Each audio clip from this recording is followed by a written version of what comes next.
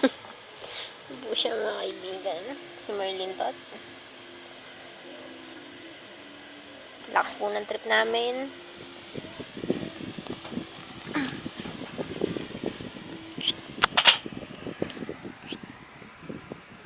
Hey, what's up?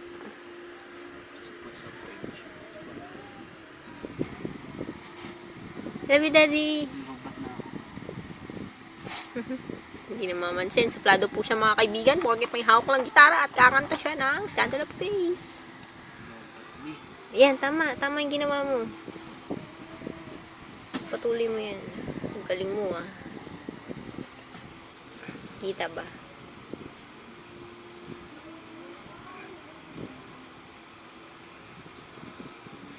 Ito po yung aming kodiko. Scandal of Praise.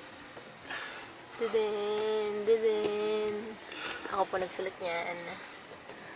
Tapos, ito po ang aming camera. Tapos, ito po ang aming gitara. Tapos, ito po.